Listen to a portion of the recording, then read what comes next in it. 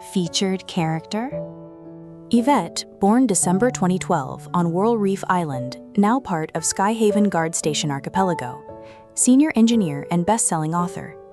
Admitted to the Department of Energy and Power Engineering at Coral Reef Institute of Technology, now merged with Skyhaven University, in 2030. That same year, she began creating educational science videos and content on online platforms.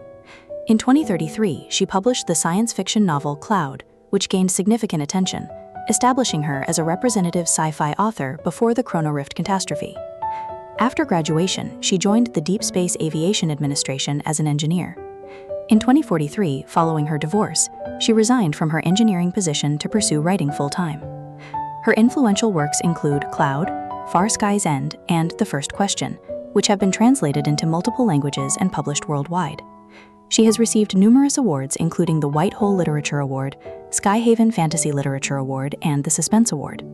In 2048, she was awarded the Skyhaven Medal of Arts and Literature. She currently resides in Lincoln City with her son, daughter, cat, and dog. Editor's note: Yvette has long been a creator I've wanted to meet. After running sketches for a year, my producer recently pointed out that our 12 episodes spanning the year have all featured academic experts from various fields. The show lacks mass appeal and entertainment value. It won't survive at this rate. The producer suggested interviewing some popular young entertainers who have both influence and talent as a year-end special. However, I've always insisted that sketches should be authentic. We spend at least a full day with our subjects, moving through multiple everyday settings for open conversations, aiming to reveal sides of them beyond public perception. Of course, I can't afford to book a young celebrity's entire day. Then I spotted Cloud on my bookshelf.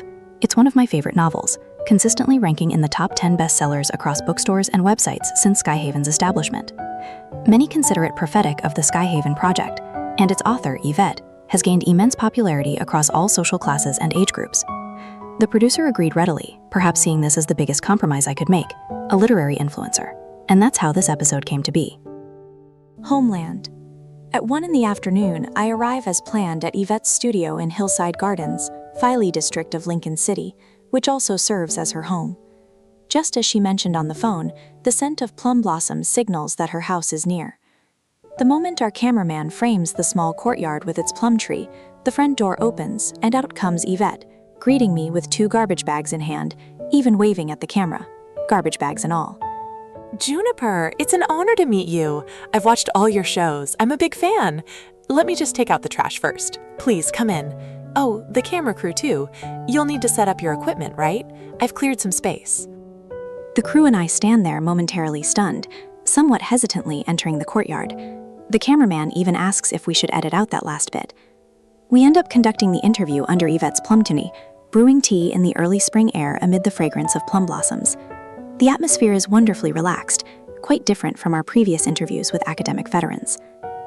When Skyhaven was completed, all former Coral Reef Island residents were granted immediate residential rights in Skyhaven and its guard stations.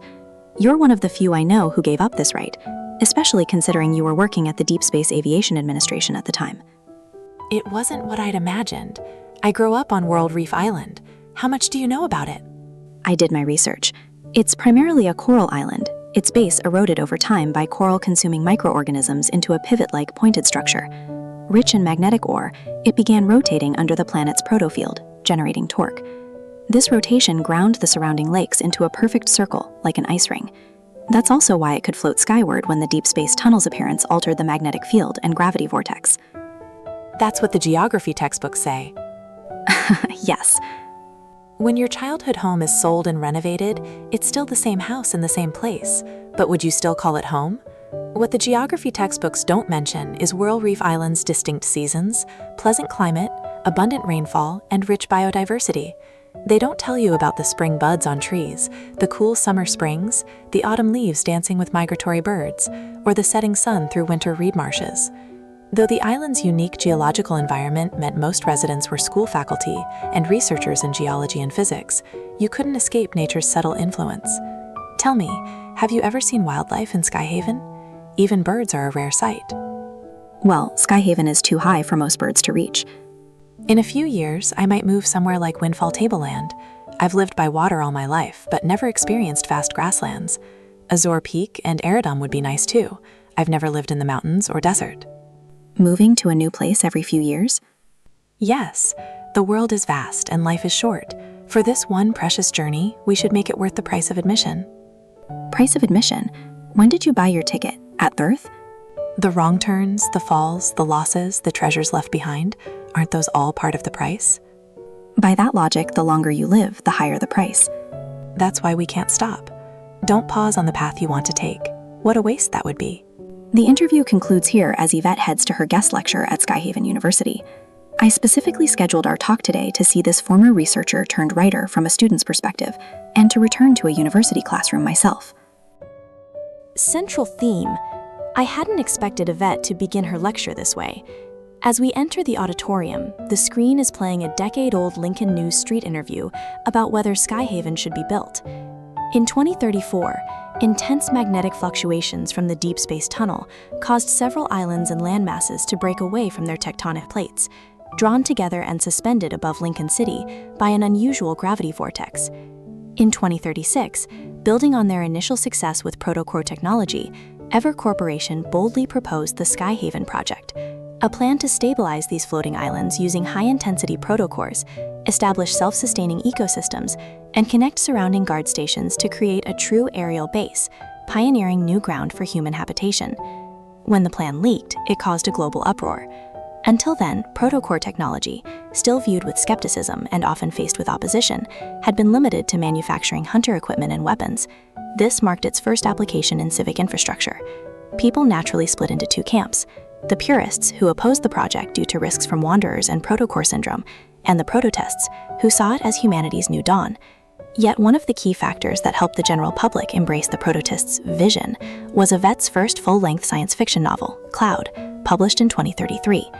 In class, instead of discussing the creative process behind Cloud, Yvette engages in a conversation across time. Two sofas are placed at center stage, with Yvette sitting in the right one. Through AI-enhanced holographic projection, her 10-year younger self appears in the left sofa. She introduces her past self. Yvette, 27, Research Institute of the Deepspace Aviation Administration, Senior Engineer of the Skyhaven Initiative, Science Fiction Author, and a Velvet Prototest.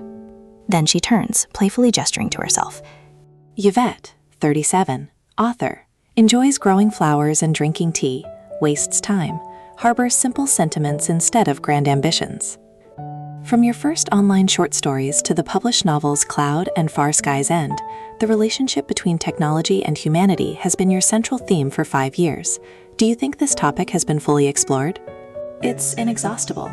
I believe this has been humanity's question for the past 3 centuries and remains the defining issue of our era. Each generation finds its own answers, and each generation poses new questions. Just look at the recent past.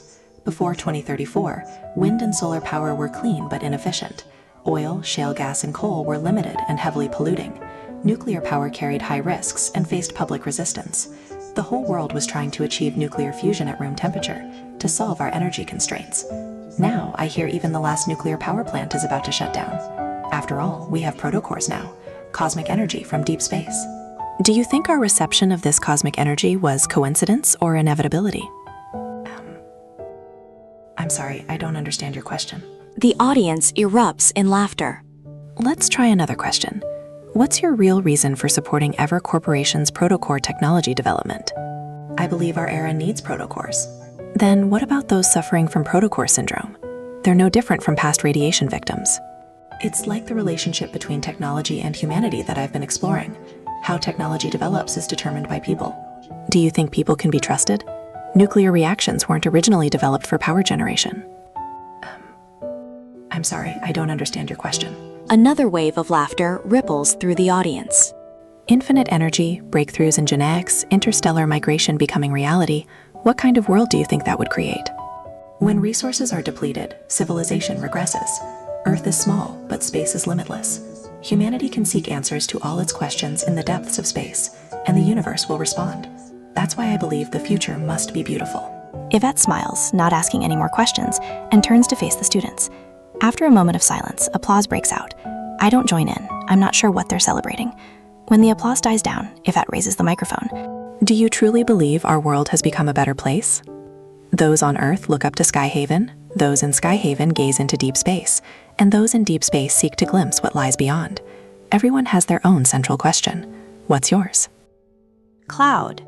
Leaving Skyhaven University, I accompany Yvette to pick up her child, playing the role of an eager student to continue our classroom discussion. From what you said in class, it seems your future works will have a different central theme. Though I've changed a lot in 10 years, I'm still myself. I just used to always look up toward the sky, and now I've turned my gaze downward, facing the earth instead of the heavens. Yes, you were once among those closest to reaching the end of depths. Your research in protocore energy helped stabilize the floating islands beneath deep space, building cities upon them, a miracle people look up to, while preventing the risks of a stabilizing protofield, just like in your novel Cloud. You've read it? I loved it. How do you view your work from over a decade ago? I was quite the dreamer back then. As you saw in that opening interview, everyone was holding up my book, imagining the wonderful life after Skyhaven's completion. Humanity would gradually live above the clouds, returning Earth to itself. Those in the sky would immerse themselves in viewing Earth in its purest form, without human presence. They'd watch elephant migrations and the seasonal return of migratory birds. When I wrote it, I never imagined life above the clouds would become reality in just a few years. But the Earth I described in my book never appeared. Perhaps never will. That's why you asked that question before class ended. Yes. Science fiction used to focus on how we'd find new homes and preserve human civilization after depleting our resources. But now that the resource problem is solved, people suddenly think they're omnipotent. We've crossed 2 eras. Before we've even figured out how to sustain civilization, we're already trying to become gods. Suddenly, everyone's lost touch with reality. And you came back down to Earth. The landing was a bit rough. It wasn't just because Earth in the clouds never materialized, was it? No. Leaving the Deep Space Aviation Administration, and later the divorce, all of that? Mommy! A boy holding a girl's hand runs out from Skyhaven Elementary's gates, throwing himself into Yvette's arms. I stop questioning, suddenly unsure of how to proceed, though Yvette seems completely at ease. At the Aviation Administration, my ex-husband and I were considered the perfect couple. High school sweethearts who joined the administration together. I researched energy, he became a pilot. Then he joined the Farspace fleet, and after that, we divorced. Is it okay to discuss this in front of the children? Why wouldn't it be? Mommy doesn't love Daddy anymore, so of course she can leave. Yeah, but it's been a while since we've seen Daddy. Should we try our luck up there? We might see him. Yay! We get to visit the Skyhaven ring again. I am about to take my leave when Yvette unexpectedly invites me along. She tells me that meeting her ex-husband might naturally answer the questions lingering in my mind. Heartless. At Skyhaven's peak, the Skyhaven ring resembles an aureole above a deity's head, encircling the highest guard station, home to the Farspace fleet base. Protocore energy flows through this massive celestial ring, creating streams of light in a spectacular rainbow of colors. For every child with dreams of piloting mechs, it's an irresistible sight. If you don't like Skyhaven, why have your children attend school here? The educational resources are excellent, and when they first started elementary school, I was still working at the Aviation Administration. Do you hope they'll follow in yours and your ex-husband's footsteps? They'll make their own choices. I can't interfere with that. Though, if I'm honest, I'd prefer they don't become scientists. Humanity won't die from progressing too slowly, but take too big a leap, and you'll not only stumble, you'll lose your way entirely. Yvette's attention is drawn to 2 tall figures standing in the reception area. Dad! The boy rushes forward, but the officer turns and instinctively moves to protect the young colonel behind him, his hand shooting out to block the boy. Undeterred, the boy wraps himself around the very arm trying to push him away. Dad! Liam, they came to see you. Yvette approaches with the girl, and I notice the complex emotions in the officer's eyes as his son clings to him, wariness, unfamiliarity, hesitation, before finally settling into neutrality. He turns to his colonel, seemingly asking for permission, then nods and reluctantly pats the children, his touch lacking any paternal warmth. Family is important, Adjutant Liam. Spend some time with them tonight. The colonel's words are considerate, but his tone lacks any real emotion. The girl is clearly more mature than her brother, as she says, There's no need. It's boring with Dad. My brother will want to leave soon. You'll hurt your father's feelings saying that. He won't care. Like mother, like daughter. The Colonel gazes at Yvette with a perfectly measured smile, which she meets with ice in her eyes. I want to know what's out there in deep space that makes you so willing to abandon everything here on Earth. Humanity's problem was never about energy. It's about refusing to let go of what we already have, even when it's become worthless. A tethered kite will never reach the far sky, Ms. Yvette. Sure enough, the boy soon leaves his father's side, returning to bury his face against Yvette's leg. She strokes his head as she lifts him up, turning back to face the Colonel. I'm working on a new book, Colonel Caleb. You might be interested. It's called Heartless. The young man nods. I wish you success.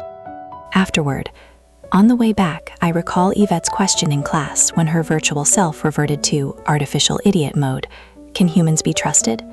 She answered that while she doesn't trust humans, she trusts human nature, just as she believes humanity will find a path beyond protocore technology. Later, when Heartless is published, I ask if she chose the title because of how Liam has changed. Yvette just smiles faintly and says, It's because heartless rhymes with coreless.